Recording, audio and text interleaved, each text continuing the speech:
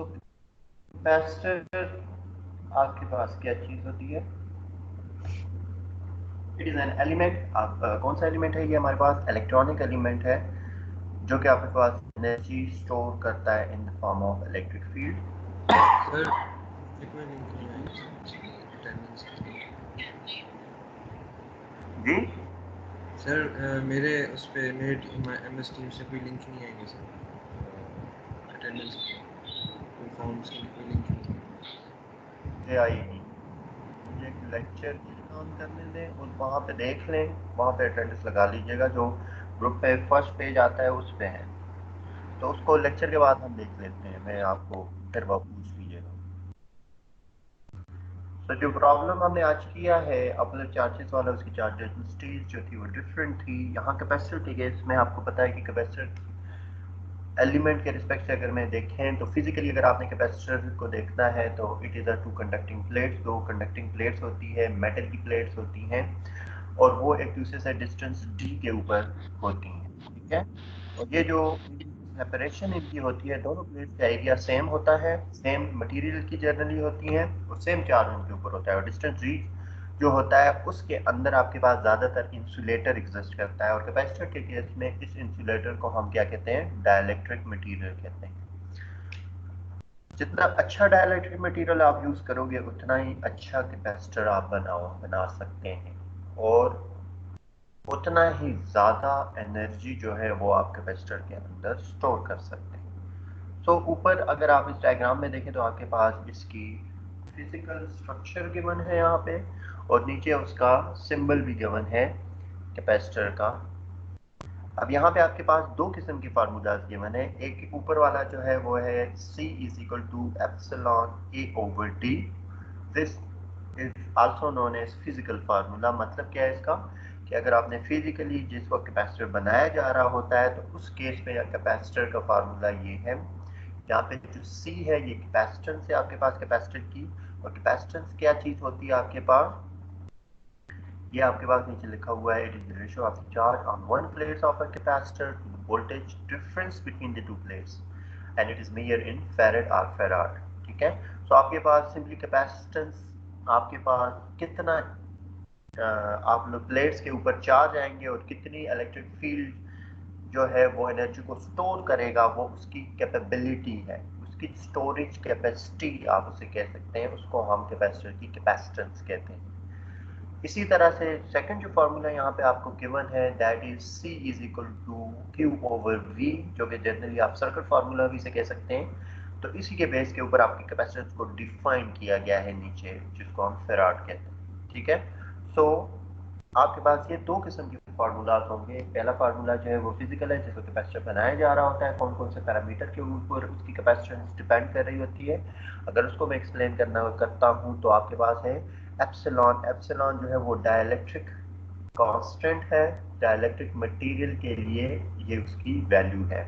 अगर एयर है तो यहाँ पे एप्सिलॉन नॉट आ जाएगा, और अगर कोई और मटेरियल होगा तो उसकी भी ये एक वैल्यू गिवन होती है कि उसकी डाइलेक्ट्रिक कांस्टेंट की वैल्यू क्या है। ठीक है। तो वो भी हम आगे जाके देखेंगे। अगर इन प्रेजेंटेशन में नहीं होगी तो आप उसकी बुक के अंदर या इसके नोट्स अगर मैं अपलोड करूंगा तो उसके अंदर आप टेबल के अंदर देख सकेंगे कि ज़्यादातर जो इंसुलेटर्स होते हैं उनकी जो डाइलेक्ट्रिक कांस्टेंट की वैल्यू होती है वो हाई होती है as compare to the metals और कंडक्टर। तो कंडक्टर या मेटल्स को हम ज़्यादातर डायलेक्ट्रिक में यूज़ ही नहीं करते, लेकिन इंसुलेटर यूज़ होता है। लेकिन उसमें से भी जो बेहतर इंसुलेटर होते हैं, या जनरली अगर मैं कहूँ तो हमारे पास ज़्यादातर पेपर यूज़ होता है, क्योंकि पेपर भी या प्लास्टिक इस तरह की मटेरियल्स जो इंसुलेटर्स के तौर पे डाइलेक्ट्रिक के अंदर कैपेसिटर्स के अंदर यूज़ किए जा सकते हैं। और इसी बेस के ऊपर इनकी डिफरेंट टाइप्स, तो उसको भी हम देख लेंगे। फिलहाल हम ज़रा थोड़ा सा बेसिक उसको देख लेते हैं। कैपेसिटर, अच्छा दूसरी चीज़ जो इसके ऊपर कैपेसिटेंस डिपेंड करती है that is a, capital A, that is area of the plates. तो जो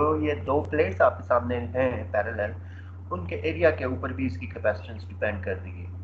जितना बड़ा एरिया या बड़ी शीट्स आप यूज़ करोगे उतनी ही ज़्यादा एनर्जी उसके अंदर स्टोर होगी, कैपेसिटेंस ज़्यादा होगी। And similarly D distance, D is the distance between the plates. तो अगर डी जितना कम होगा उतना ही ज़्यादा कैपेसिटेंस होगी, लेकिन उसके रिस्पेक्ट से आपको फिर डाइलेक्ट्रिक मटेरियल जो है वो ज़्यादा अच्छा यूज़ करना होगा। और अगर डी की वैल्यू ज़्यादा होगी, मतलब डिस्टेंस प्लेट्स के दरमियान बहुत ज़्यादा रखेंगे, तो कैपेसिटेंस की वैल्यू बहुत कम हो जाएगी, because it is inversely related with capacitance.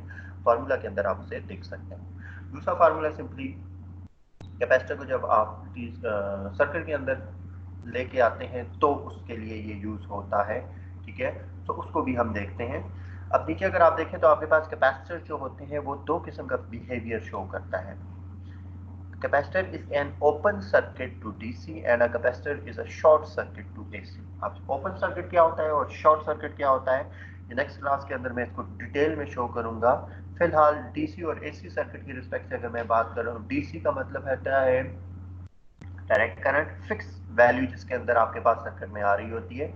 Current एक फिक्स करंट या वोल्टेज अगर आपके पास सर्किट में आ रही होती है तो उसको हम डीसी कहते हैं। और अगर अल्टरनेटिंग या चेंजिंग करंट आपके पास आ रही होती है, चेंजिंग वोल्टेज आपके पास सर्किट की में आ रही होती है, तो उसको हम एसी कहते हैं, ठीक है। तो यहाँ पे आप लोगों ने ये दो पॉइंट सिंपली मेमोराइज कर लेने हैं।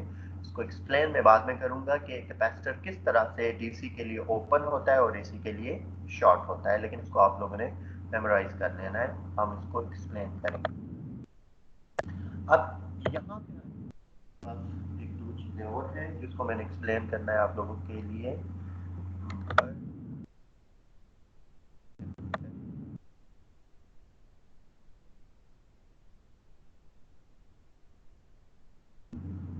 कैमरा चलें, एक मिनट मुझे दीजिएगा, मैं कैमरा लगा लूँ ताकि आपको फार्मूला के रिस्पेक्ट से फार्मूलाज में बता सकूँ, ताकि आप इन प्रॉब्लम्स को फिर अंडरस्टैंड कर सकें।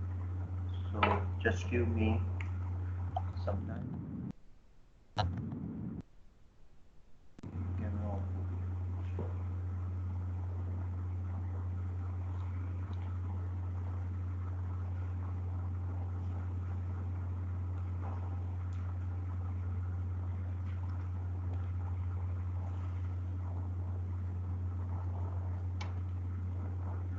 जस्ट सेकेंड, मैं कैमरा ऑन कर लूँ।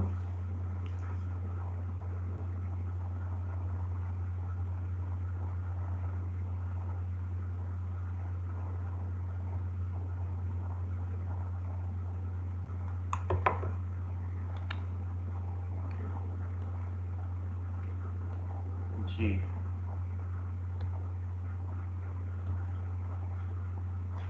कैमरा आप देख सकते हैं। Now we have that for capacitor Q is equal to CV। अब Q आपके पास वो चार्ज है जो कैपेसिटर के ऊपर स्टोर किया गया है, C उसकी कैपेसिटेंस है जो कि फैरेड में आप फाइंड करते हैं, और V वोल्टेज अप्लाई वोल्टेज है, ठीक है। सो वहां से ये हमारे पास आया है।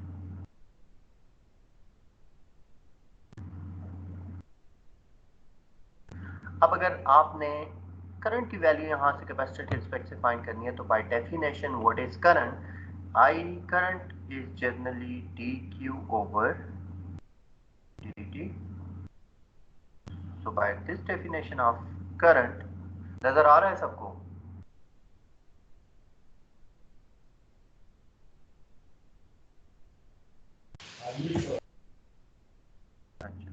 सो दोनों साइड पे हम with respect to t differentiate अगर हम करेंगे तो हमारे पास ये आ जाएगा d over D T of q is equal to c। Constant है क्योंकि ये आपके पास किसी भी स्पेसिफिक कैपेसिटर के लिए इसकी वैल्यू कांस्टेंट होती है c, और वोल्टेज आप चेंज कर सकते हैं। सो d over D T of v आ जाएगा, and you can say that this is current, and I current of the capacitor is equal to C dV by dt। तो अगर आपने कैपेसिटर में से करंट फाइंड करनी है तो उसके लिए आप ये फार्मूला यूज कर सकते हैं, that is IC is equal to C dV by dt। अब यहाँ से आपको पता चलेगा कि कैपेसिटर जो होता है उसमें करंट किस वक्त पास होती है, बिकॉज ये फार्मूला आपको बताएगा कि कैपेसिटर में से आप किस तरह से वोल्टेज देंगे तो उसमें से IC करंट पास होगी। According to this formula, IC mean capacitor current. Capacitor में करंट IC कब फ्लो होगी, जब आपके पास जो वोल्टेज है वो with respect to time change हो रही होगी। और वोल्टेज कब चेंज हो रही होती है?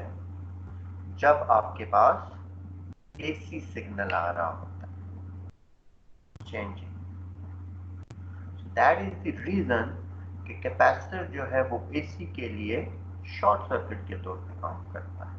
उसमें से तभी करंट पास होगी और मैक्सिमम करंट पास होगी जब आप उसे एसी वोल्टेज देंगे। और एसी वोल्टेज का मतलब क्या होता है? वो वोल्टेज जो टाइम डी और डी टी के साथ चेंज हो रही होती है। तो ये फार्मूला भी आपको, कैपेसिटर करंट फार्मूला भी आपको यही बता रहा है कि कैपेसिटर में से करंट तब पास होती है जब उसके अप्लाई वोल्टेज चेंज हो रही होती है। क्लियर है?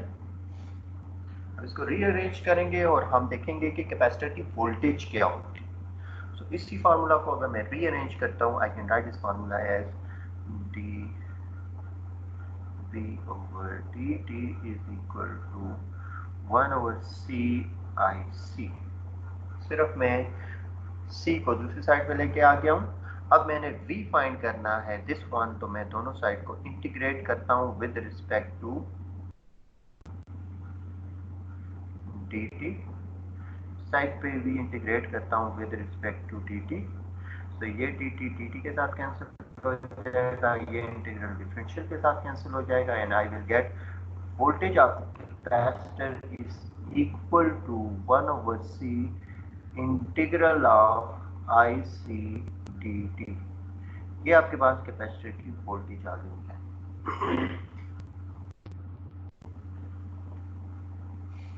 तो अगर आपने कैपेसिटर की वोल्टेज फाइंड करनी है तो भी आपके पास सॉरी, आप उसको इस फार्मूले से फाइंड कर सकते हैं।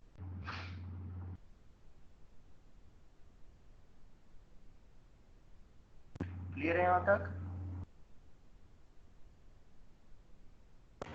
Yes sir.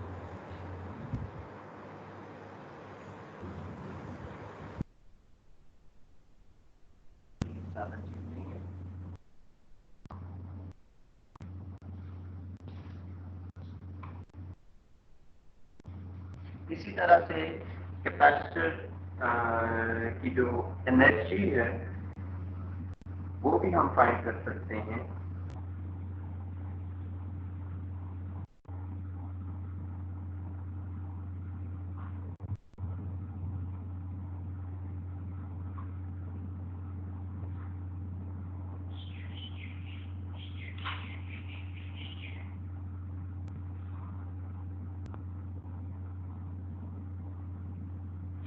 अच्छा, एनर्जी का फार्मूला आपके पास, you already know that. That को मैं पूरा उसको डिराइव करूँ, basically right in the capacitor energy stored in the capacitor is equal to, किसी को याद है?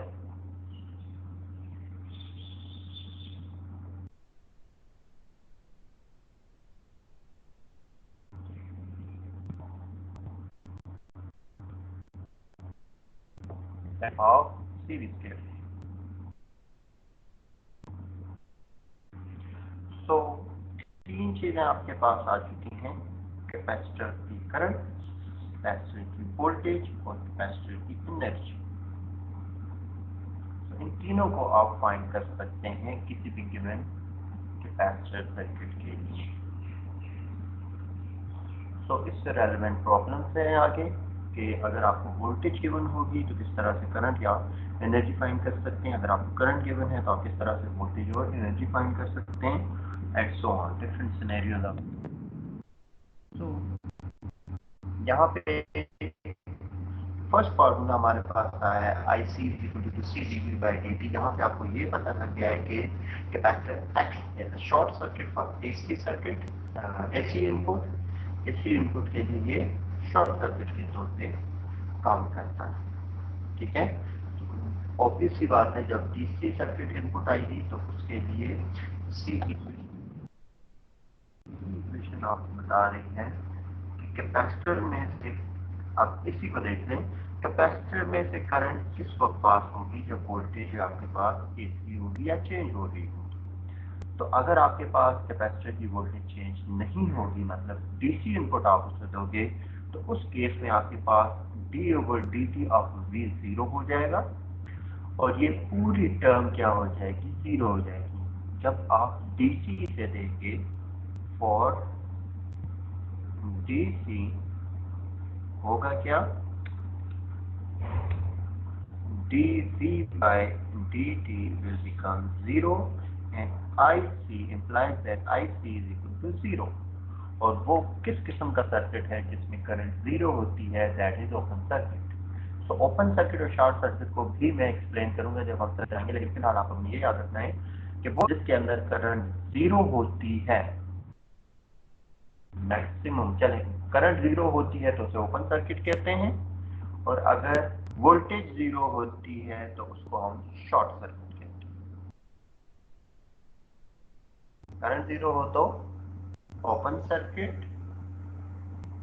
वोल्टेज 0 हो तो या वोल्टेज ड्रॉप 0 हो तो उसे शॉर्ट सर्किट कहते हैं। तो इस केस में, इस इक्वेशन में अगर आप देखें तो अगर वोल्टेज की कोई वैल्यू आ रही है, इसका मतलब है वो एसी है, और एसी के लिए ये आपके पास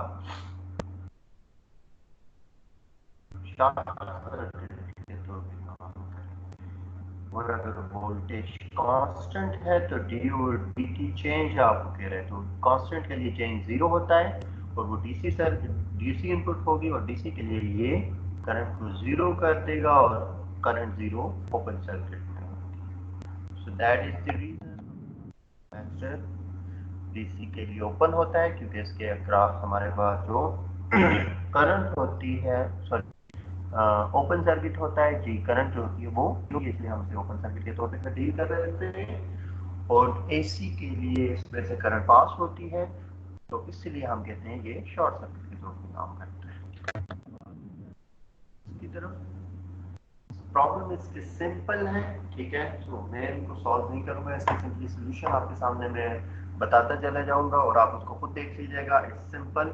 calculate the charge store on a 3 picofarad capacitor. Capacitance C की वैल्यू आपको गिवन है 3 picofarad with 20 volt across it. Voltage की वैल्यू भी आपके गिवन है, V is 20 volts।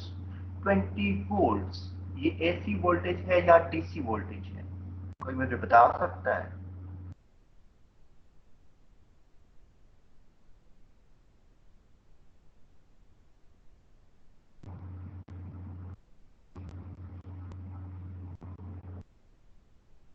कोई नहीं बता रहा।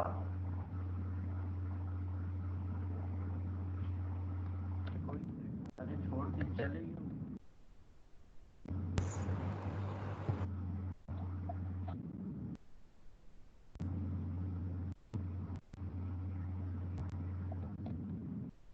वोल्ट्स का क्या मतलब है, ये एसी है या डीसी? कुछ आंसर करो, एसी है या डीसी?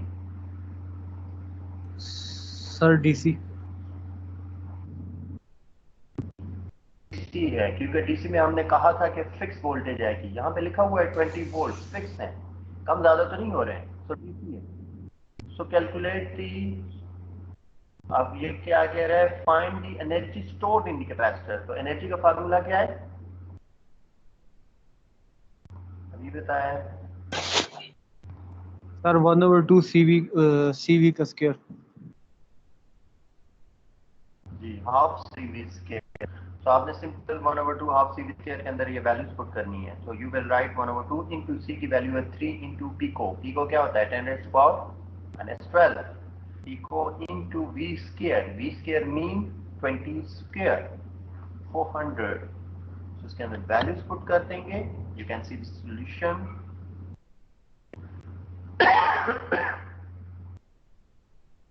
अच्छा, इसने यहाँ पे चार्ज भी निकाल दिया है, हमें चार्ज चार्ज का कहा है, कैलकुलेट द चार्ज, ठीक है, चार्ज भी इसने कहा था Q is equal to CV। आप simply Q is equal to CV से चार्ज की वैल्यू निकाल दोगे, और एनर्जी स्टोर के अंदर उसके लिए फार्मूला पुट करोगे, तो आपके पास दोनों की वैल्यूज आपके सामने आ गई हैं। ठीक है, कोई मसला तो नहीं है इसमें? No sir. इसी तरह से नेक्स्ट प्रॉब्लम में अगर आप देखें, what is the voltage across 3 microfarad capacitor if the charge on one plate is 0.12 millicoulombs, how much energy is stored? Again you are going to find energy। Energy के लिए आपको क्या क्या चीजें चाहिए, वही half CV square, unit capacitance. Capacitance आपके पास given है what is the voltage across a 3 microfarad capacitor? So capacitor आपके पास है 3 microfarad. अच्छा, what is the voltage? पहले आपने voltage find करनी है. So voltage find करने के लिए आपको formula आपको पता है, that is VC is equal to 1 over C integral of IC dt. लेकिन यहाँ पे आपको इक्वेशन नहीं दी हुई है करंट की, तो आप simply Q is equal to CV की तरफ जाएंगे और Q is equal to CV के रिस्पेक्ट से आप लोगों ने